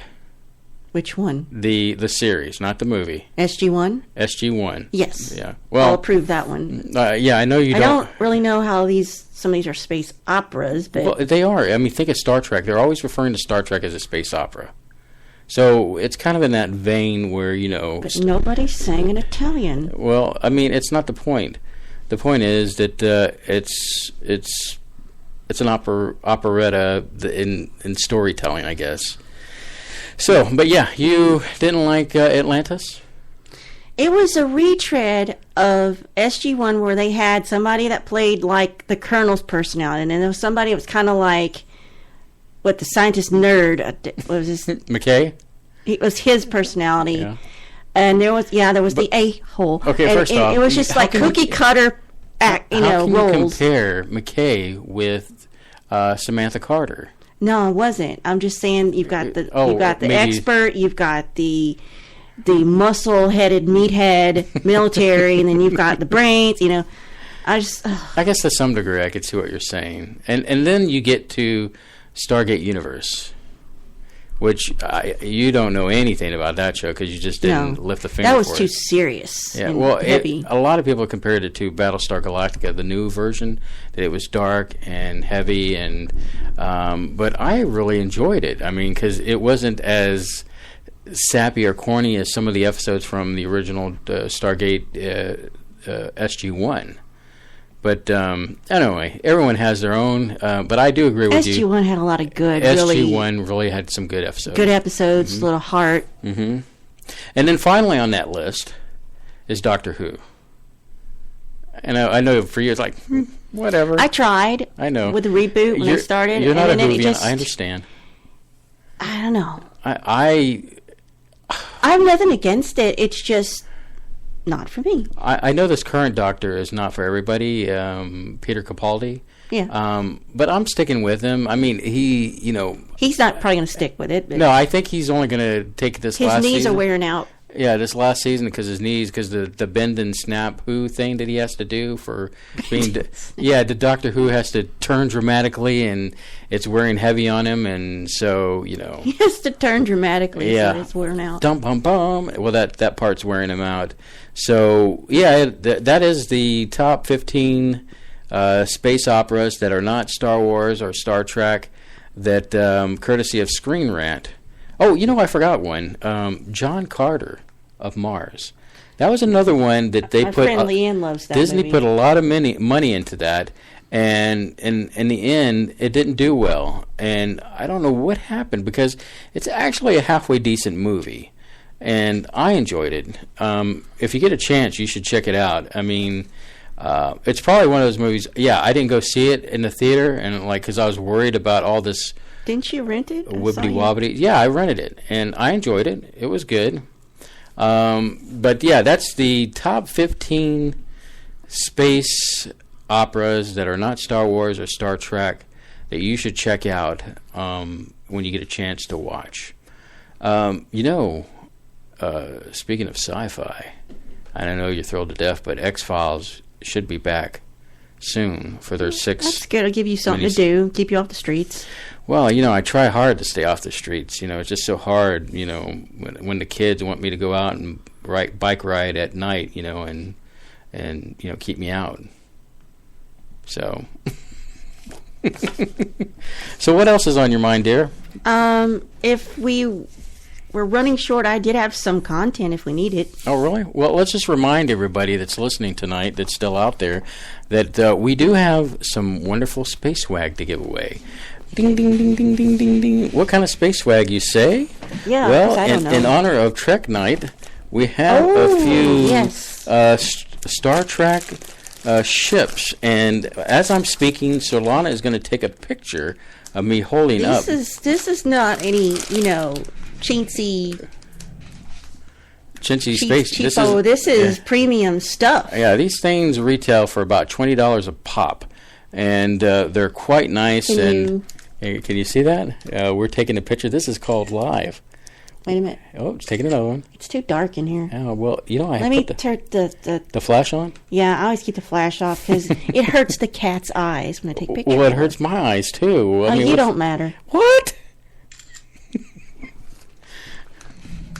So she's sending the picture now, so you can decide whether you want to call in or not. Well, and that's for our first-time callers and people that are earners. Cause, what's the phrase? How bad do you want it? Not bad enough.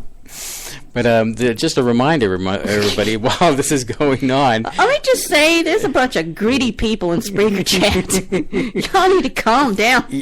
Bribery is the best way to keep our fan base. Yeah, but my goodness, that's a lot of it. 713-701-5214. That's 713-701-5214. And yes, some of y'all have received some precious things from us. If there's somebody else out there that hasn't called in before. Somebody's very proud of their DeLorean. Yeah, well, K28, man, let me tell you. I am right? Is it K28? Yeah, I guess we're going to have him back on. Yeah. Soon. Well, I guess next month we're going to be doing a show on games, and we will incorporate a Databyte episode that we did an interview with K28. What is Databytes, you ask? Well, I'm glad you asked that. I'm glad you know the name of it now. Databytes is small bites of the universe that you can digest easily. And it's on demand, and you just go to the Spreaker app, and you can look for Databytes, and the show lasts for about, I guess, 10 to 15 minutes. We wanted to do shows that doesn't necessarily fit into the big universe, but it's still a part of the universe, and that's why it's called Databytes. And our first episode is technically The Martian, but we didn't start really doing the Databytes episodes, so K28 has the honor of being first, the first one. The first one Oh, wait, I believe we have a call. Let's see who it is. Nice. Who is this caller on the phone? I don't know. Do you? This could be Beverly. Oh, hey, you could be right. How are you, Bev? Oh, not too bad, not too bad. So what'd you think? Yourself? Oh, I'm doing good. What'd you think of the show tonight? I loved it. It was cool. Mm-hmm. Well, we tried to bring a little something to you. We were nervous. Oh, you didn't show. So, tell us, how have you been, my dear? You what? How have you been? Where have I been? I said, how have you been? Oh, okay. And where have you been? Yeah, Robert said you were running late. Well, I was having computer problems. Uh-oh. I know enough just to make me dangerous. That's what Bob tells me. You're talking to the IT guru. I take a simple thing and make it hard. This is a family show now. Well, no, Spaceboy, you're the one that. I wasn't going there. I know. I looked at Surlana and she's like smiling. I'm not blaming you, Bev. It's somehow Dave's fault. Oh God, sure. man, it is Dave's fault. Oh my goodness! I can't believe you just said that. It is Dave's fault. Actually, yeah, we'll blame Bob. We'll blame Bob. That sounds good. Yeah. Because Dave is trying to earn it tonight, so we're trying to let him earn it tonight. Okay. Yeah. I want a Star Trek ship. You do? You do? Did you get to pick one, or? Well, I will have to do a random pick, but you will. Oh, come on. What did you? Did you see the picture Fran? I mean, there I go again. I was looking at the No, I didn't. How do you get to it? Okay, well, okay, listen. Okay, here it is. We have. I'll smack him later. It's a family show. So we have ship number 34, which is a Vulcan Zurich class ship. We have number 17, which is the USS Dauntless. Daedalus? Yeah, thank you very much. That's Icarus's father. And then we have this is number 51, and it's a Horosian warship.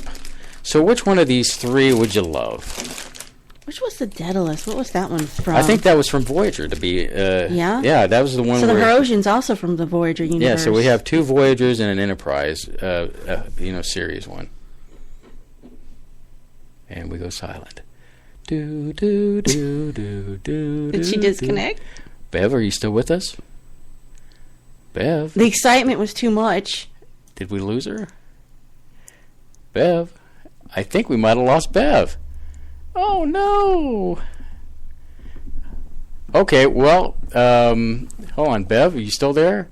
Let's see. Bev? We're going to try. Are you still there? I am, yes. Did you hear all the smick-smack that I was talking? No. Okay, so we have 3 ships here. The first ship is number 34. It's a Vulcan Zurich class ship from the show Enterprise. We have number 17, which is the U.S. Dauntless. Daedalus. And that was from Star Trek Voyager. And then we have a Horosian warship, which is number 51 on the list here. So which one of these fabulous gifts would you like to part with? It's a simple question, Bev. I know, but it's hard for me to make a decision. Would you like me to make a decision for you? I'll tell you what, you choose. All right. We're going to give you number 51. It's the Horosian warship. Yay. From Star Trek Voyager. So I believe we still have your address on file. And if not, we can find a way to get in contact with you. But so there you go. I got my Herbie. Congratulations. I just got it yesterday. Awesome. Isn't he cute? And we know that K28 got his too, so. Fran said she got her mystery machine. Awesome. All right, Bev, we got other callers trying to call in, so... thank you, Bev. We love you, dear. Well, thank you. Keep tuning into the universe. I love you, too. I love you, too. I'll go wash my mouth with soap right now. I'll hit him. Okay. I'll let you. All right. Bye-bye. Bye. Bye. All right. So we go from that call to this call. It's a hot night. Yeah, it is. First-time caller, you're on the air. Who's this? This is Ty from Edmonton, Alberta, Canada. Hello, Ty. How are you this evening? Actually doing pretty good. Kind of listening to your show and watching the hockey game. Who are you watching? I'm watching Calgary and Edmonton play. Ooh. I used to watch Alberta. I was going to say, I used to watch a lot of hockey when I was younger, but because it cools me off. Because, we're from Texas, Nothing better than watching people do a battle on ice, you know what I'm saying? Yeah, for sure. So talk to us. Now it's minus 33 with the wind chill here. Oh, wow. Ooh. It's barely 52 here. Yeah. Yeah, it's a bit bitter, yeah.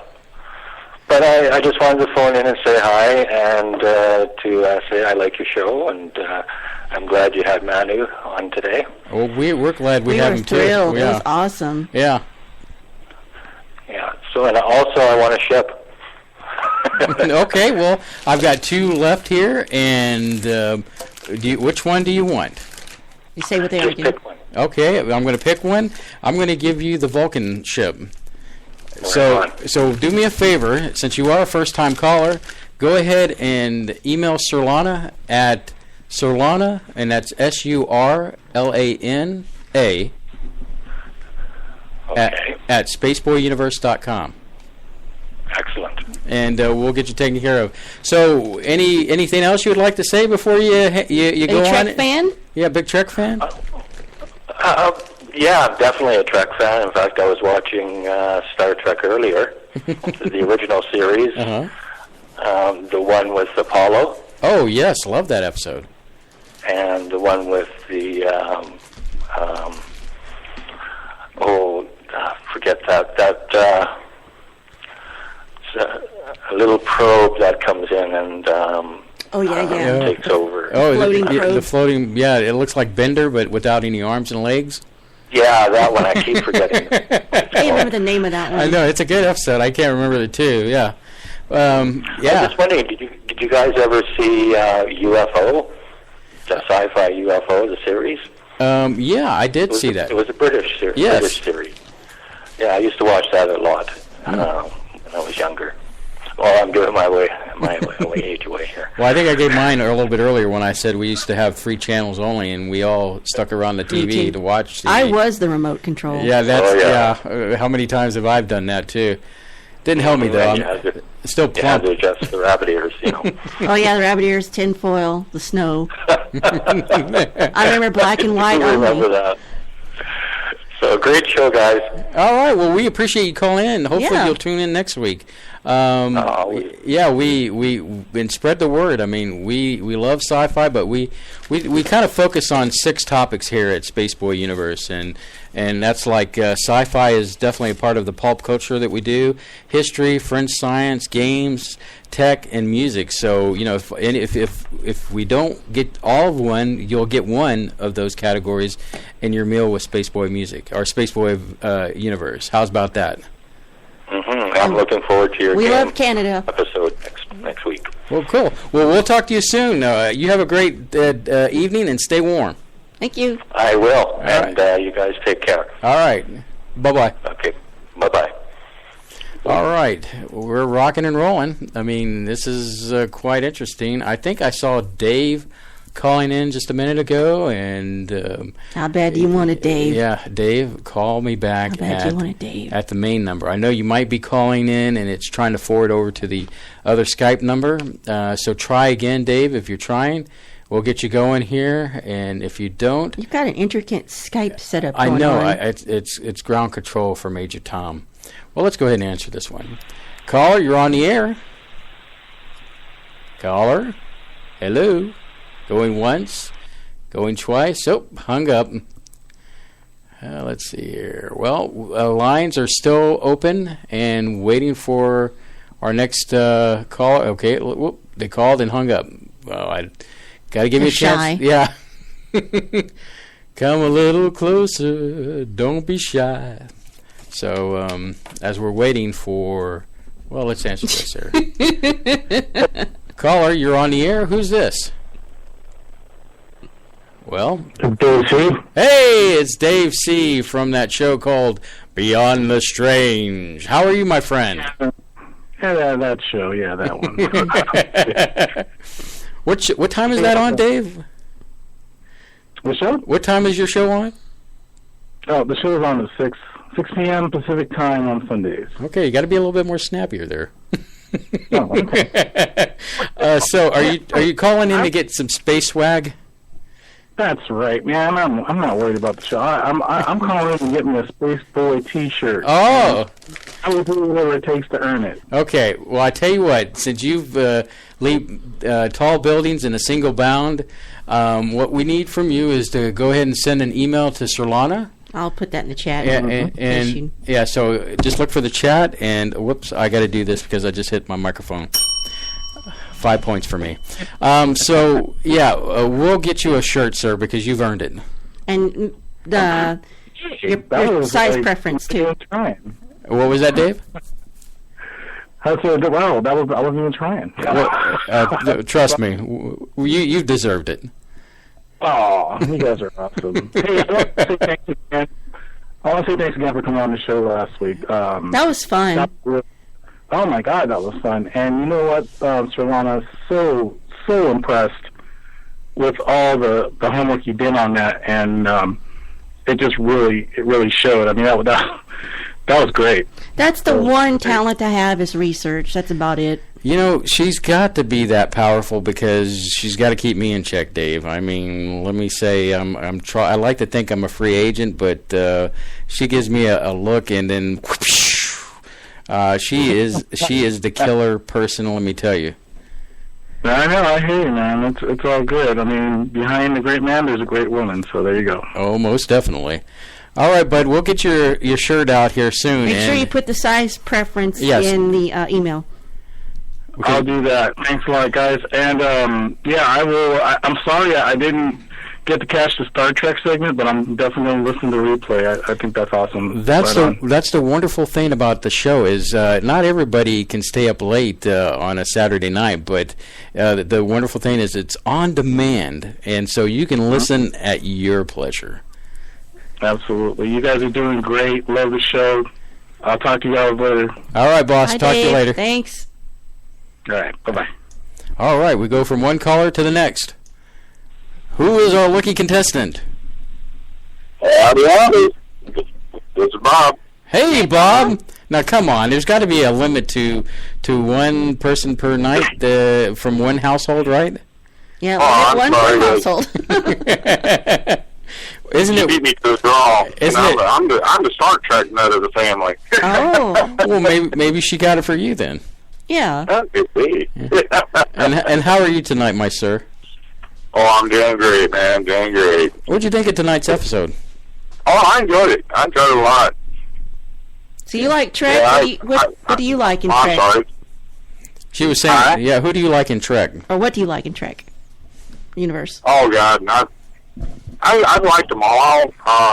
My least favorite was Deep Space Nine, but... What? Oh, my goodness. Yeah. Yeah. Actually, I'm one of the few probably who kind of got into Enterprise, too. Mm-hmm.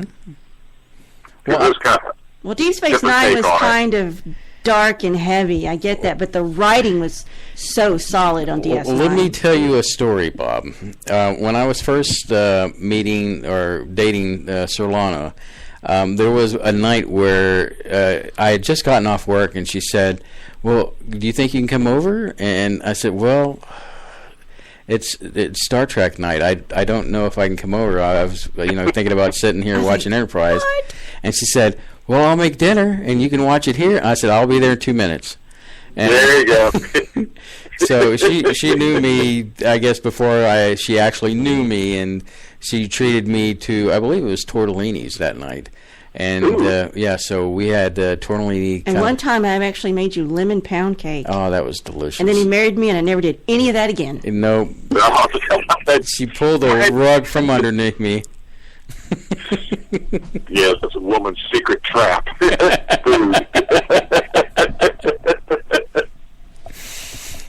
So how is things going in your neck of the woods, sir? Oh, not too bad. We finally got out through one cold snap. Now we're racing for another one. I'm just ready for summer. I'm telling you. I think I might be too, just because of how it's doing it in Houston and in Texas. It's going cool, cold, warm, cool, cold, warm, one after another. It's I'm like, okay, pick a season and let's stick with it. Yes. It is just heck with my head and my stupid migraines. Oh, I know how that goes. All too well.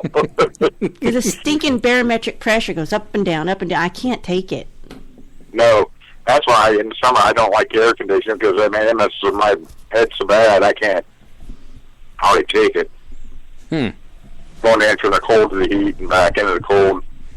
Of course, Bev, she likes so cold. We got icicles hanging from the windows, but yeah, I don't mind it when it's cold. I'm like with Surlana, just stick with it. I mean, this has got to be the first year that I have felt really crappy because it won't stick to the weather pattern. In fact, it was back in November when I got sick late in November, and It was Thanksgiving week. Yeah, I don't normally get sick. Do I normally get sick? No. No, I'm pretty much a tank. Well, he's not from this planet. And so, I'm a star man. But anyway, I don't get sick. And now I got sick that week, and then, of course, I had this. Once I got through all the drainage in the nose thing, then I had the congestion thing. I couldn't get rid of this cough, and then it was this on and off thing with the weather. And whoo, let me tell you, I am ready. I know I can't believe I'm about to say this, but I'm ready for some Texas heat weather. The sad thing is, the year we had the severe drought in Texas that lasted almost all year, I never felt better. Mm-hmm. There was no weather patterns. There was no rain. There was no temperature change. The barometric pressure never changed. Everything was dead, dried out, so I had no allergies. I felt amazing. Of course, the economy was suffering. All the grass was dead. They didn't know they were going to feed the cows, but I was wonderful. Yeah, I got a couple of trees out here. When we had the warm spell here a while back, last month, and they started blooming. It's like, boy, you guys are going for a shot. Well, Bob, thanks for calling, man, and no problem. We love you and Bev, and I mean, like I said, thanks for being part of the Spaceboy Universe family. Yes, you've been very loyal. I enjoyed every show. Well, keep tuning in because we're working on some really cool stuff, and we're going to be expanding beyond just what you hear on the radio here, and hopefully very soon. We can't give the details out, but just keep tuning in, and we will keep informing you. Oh, will do. All right, boss. You have a great evening. Thank you. I will see you next Saturday. Monday night. Yeah, or Monday night. Yes, for the other man. Right. All right. Take care, guys. Bye-bye. Right. All right. So we move on, and let me tell you, audience, there's still time. We still got one more ship to give away. This could be yours if you want to call in. One more ship to give away. Could be yours. So, as we can, I guess, kind of wind down here, Surlana, anything else on your mind? Where'd that card go? I had things on my mind on it. No, we covered all that. Oops. Well, I did have something for filler if no one calls. Well, give us your one filler thing and see. Well, you know, Star Trek had a lot of cool gadgets and technology. Yeah.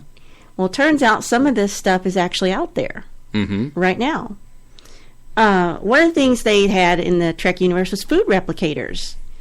Now, we aren't actually replicating organic matter in the way that the replicators on Trek do, but I saw this device that, quote-unquote, prints food like the 3D printers. Like the MakerBots? Yeah, it's I guess it takes, you know, kind of like mushy food, and it sort of prints it out into whatever food shape you need. And I saw it on Gadget Man, which is Show Us All Bootleg, on YouTube. And you know who hosts Gadget Man? Who? Richard Ayoade. What? Who plays Moss on It Crowd. Cool. So that's very cool. Another thing that's out there, that's the Universal Translator / Com badge. Oh, we got a caller? Well, we do. Let's answer that call. Now, I know who this is, and one day I'm going to get it straight that you're not Bev, that you are Fran. Hello, Fran. How are you? Fran, can you hear us? Hello. Hello. Can you hear us? I can hear you. Can you hear me? Yes. Maybe we got the wrong connection. Oh, we got the wrong guy. is this Luciferus? No, this is Barrett. Barrett. Okay. Apparently, I've got the wrong information on the board. Yeah. I'll make a note of that. How are you, Barrett? Well, I was actually in bed. My wife was asleep beside me. Yeah. And I had to very quietly, it took me so long to try to sneak out of bed, sneak out of the bedroom, creep down the hallway, and then I tripped on something. Oh, no. No. Oh, yeah, it was great. And I was like, oh, please don't let me wake up my wife. But I made it. All right. You didn't hurt yourself, did you? I just stubbed my toe. I'll be fine. Hope it was worth it. Well, it's always worth it just to call and say hi to you guys. Listen, I have the distinction of being the very first caller. Right. So, this is cool. And I tried to call every time. I think the only show I missed was one when I was on the road. And I had you crank up on my speakers, and my wife she was like really, she's like hands off the gadgets when you're driving. So it was one of those nights.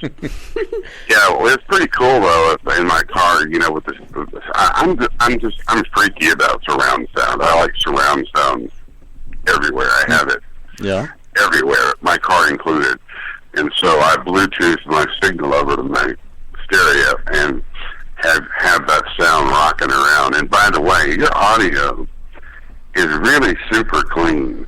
Well, thank you. I guess it fixed itself after we started off a little bit at the beginning, but as I started it was funky in the beginning, but so clean now. It really sounds good. Well, good. I don't know if it was his end or our end or what. I'll be honest. We did. I did try to equalize his sound, and after I did that seemed to clear it up a little bit. But yeah, we do try to strive for a clean sound. Now a lot of this equipment I'm using I do for my music, so I try to it was easy to kind of make that transition to making sure I had a good sound. Now Surlana will tell you that I went through this mad scientist phase, like, okay, I need to buy this plug for this, I need to buy that plug for this, and I need to route it through here, and I need to go through here, and he MacGyvered it. I MacGyvered it, exactly. Those watching MacGyver episodes back in the 80s worked out for me.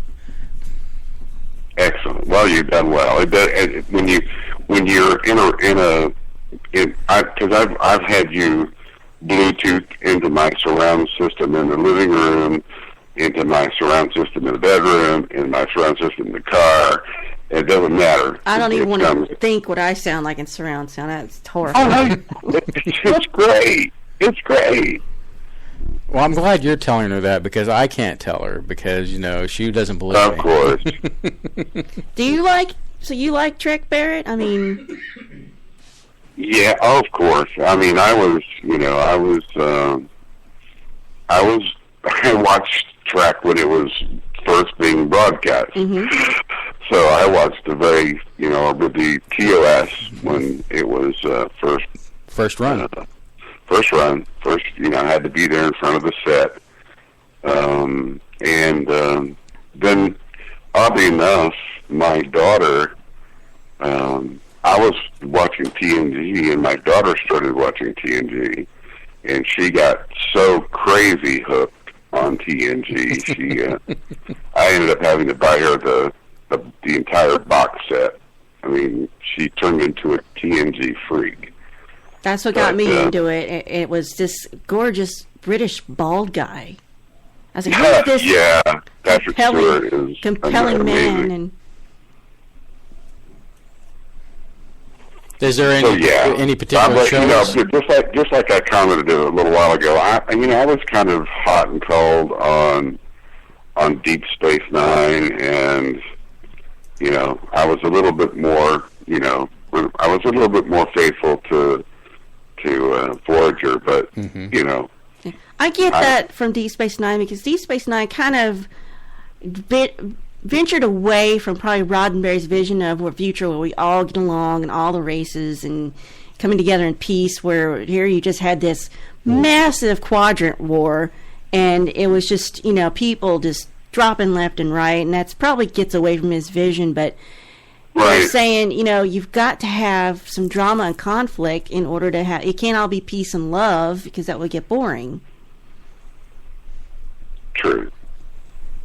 Mm-hmm. But I think. Well, it is just my opinion. I think that the Roddenberry influence, after it was gone, it seemed like it kind of went in too many different directions, and I think some of the different writers and folks involved may have been trying a little too hard. Mm-hmm. Did you see Chaos on the Bridge? That's on Netflix. No, I haven't. You should check that out, because it talks about Roddenberry and the writers and all the changeovers and the different writers that went in and out. It's a great story. You should check it out. It's really interesting, and it's told in an interesting way. Mm-hmm. Oh, great. Well, and I've had Roku since the day it first came out. Now there's a Roku of different version Rokus on every TV in every room in the house. So. And of course I've got Netflix on all my tablets and laptops and phones and all that. So, and it's great on the boat, both the boats actually. To have the Roku on there, because I've got great Wi-Fi signals at wherever I'm at. Plus I can hotspot off my phone. So, yeah, when you mentioned that earlier, I was like, hey, some other folks who are, seriously tapped into Roku. It's great. Well, Barrett, we've reached the end of the show. We're so glad you called in, though. Thank you for letting me squeeze in at the last minute. There's a few other people that you beat out, but we appreciate you being the first as far as starting off the Spaceboy Universe thing with the call-ins and stuff. And I was, like I said at the time, it was an honor, and I'm going to wear that badge and play that card often. He'll be our Bill Murray. He knows he's our Bill Murray. Yes. There you go. All right, Barrett, you have a great evening, my friend. Thank you. Okay, hey, don't forget, there's a ship left, remember? Yes, I'm writing it down now. I'm handing it off. No. Now, I got to be honest, this one's my favorite, but don't tell the other space cadets out there. Dauntless. USS Dauntless. The Daedalus, the son of Icarus, yes, indeed. All right, sir. And listen, I can't say it enough, tonight was, I think, by far, your best. And because we talked to a famous person? You just get more awesome every day. Well, we're striving, and as long as you stick in this universe, we'll make sure to provide you some interesting content. I'm hanging. Thanks, guys. All right. Have a great evening. Have a wonderful evening. Namaste. All right. Bye. Bye. Well, Surlana, it's time for me to run the music. Yes. How do you feel? Kind of like, we need a cigarette or something. Well, that's been Spaceboy Universe. We'll see you next time, next Saturday. Be there, be square. Good night.